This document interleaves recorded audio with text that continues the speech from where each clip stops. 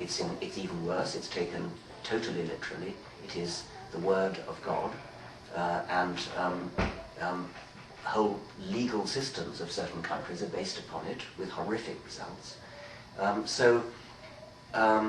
You cannot say, just because you know some very nice vicars and priests and bishops who wouldn't dream of doing anything nasty. I mean, the fact is that they're a tiny minority of the religious people in the world, many of whom are extremely influential, and some of whom are actually in positions of great political power. And even the more benign ones seemingly can cause a lot of problems, like the Pope, for example. Yes, like for example the Pope. Banning contraception. And telling people in Africa that the AIDS virus goes through condoms, and so they better not use condoms. By the way, I had a wonderful story. I was in Nairobi a few weeks ago doing a television program, and I interviewed a Nairobi prostitute who was of some medical interest, because although she'd been at it for 25 years, which means that's a death sentence. I mean, with AIDS the way it is in Africa, if you're a prostitute for 25 years with 8 or 9 clients a day, you're dead. She's not dead. She's in fact genetically immune. She's got a gene that's immune. So I was interviewing her from a genetic point of view, and I said to her, "How long have you been a prostitute?" And she said, 25 years. So I said, "What about all your friends who started at the same time as you?" She said, "They're all dead." So I said, "Why do you think they're all dead and you're not?" And she said, "Well, God must be looking after me." And so I said, "Why do you think God's looking after you and not them?" And she said, "Well, I don't know about that, but what I do know is that if you always use a condom, you're less likely to get AIDS, which must mean that God likes condoms, and that God is punishing people who don't use condoms." I thought that was so beautiful, because it's the exact opposite of the Roman Catholic. That's very funny.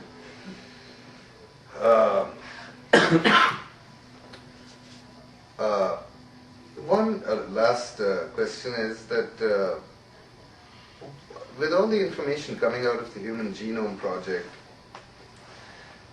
as well as somebody asked me to ask you that also we're starting to realize that there are many, many organisms living in our bodies, by some estimates, larger than the number of human cells, the cells with our own genome. And the fact that so many different genomes are present in our body, really, does this have any effect on the main thesis of the selfish gene? Well, that's fascinating. My second book, The Extended Phenotype, took seriously the idea that a phenotype, like a body, or parts of a body, could be under the influence of more than one genotype. And whereas conventional Darwinian theory assumes that our limbs and our sense organs, etc., are all built up by our own genes, the extended phenotype takes seriously the view that genes can have phenotypic effects on the world, and those So like a phenotypic beaver dam or something. exactly like a beaver dam. A beaver dam, a caddis house. I mean, in the book, I use beaver dams and caddis houses as ways of softening up the reader, so the reader understands that a beaver dam or a caddis house, caddis is little insect larvae that build houses out of stones or sticks. These are clearly phenotypes that are clearly under genetic control. They must have evolved, they must have been under natural selection. Houses of different shapes were favored by natural selection in exactly the same way as abdomens of different shapes, for example. And they must therefore have been under genetic control for the genes to be selected by virtue of their effects on phenotypes, even though these phenotypes are made of stone, rather than made of chitin, etc. So the reader is now softened up to take on board the idea that genes can have phenotypic effects outside a body.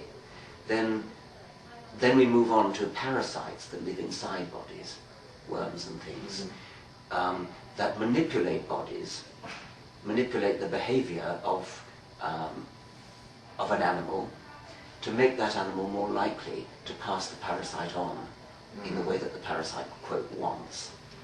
So, and that's well known. I mean, parasitologists have known that for a long time, all sorts of lovely examples of that. This again is an extended phenotypic effect.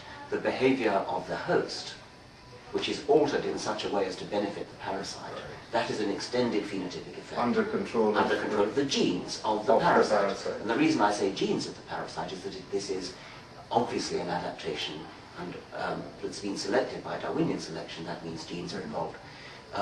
Finally, you don't have to actually be, the parasite doesn't actually have to be inside the body of the phenotype that's being manipulated. A cuckoo is outside the body, and yet the behavior of the cuckoo manipulates the behavior of the host parent, which is an extended phenotypic effect to the extent that it's an adaptation selecting cuckoo genes to influence the foster parent phenotype.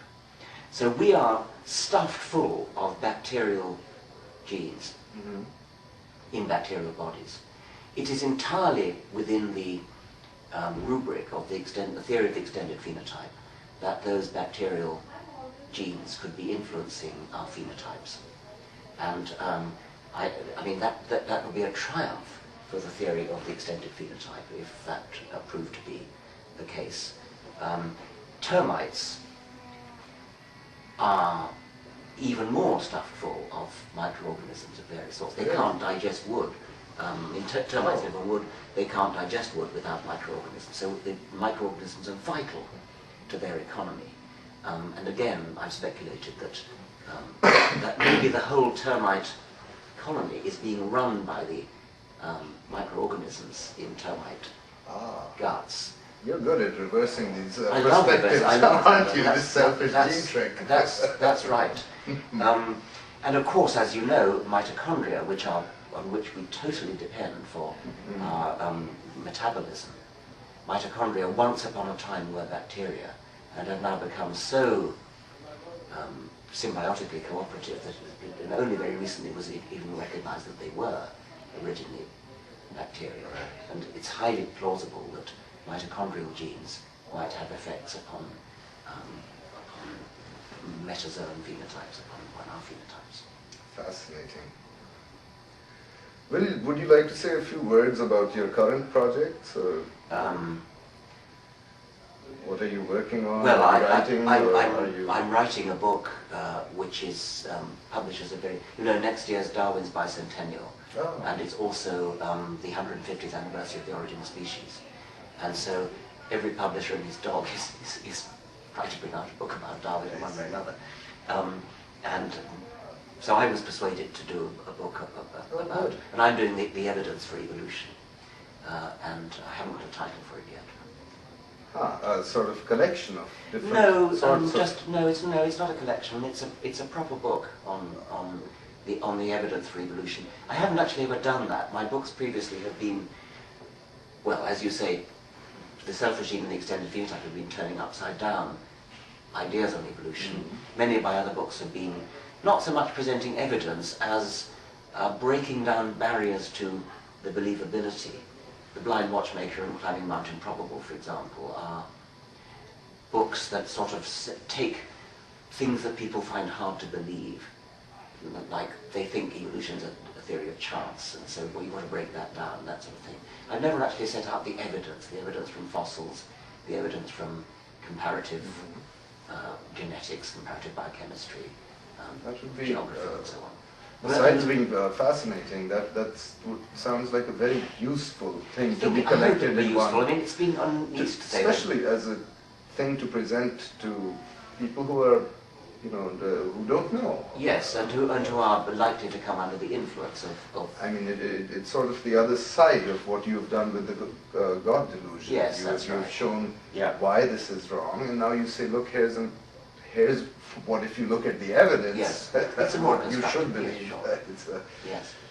By the way, I should say that I am one of the thousands or millions of people whose intellectual landscape was completely transformed by reading The Selfish Gene when I was in college. Yes. And so it is a particular delight for me to meet you. You have been an intellectual hero of mine. Thank you.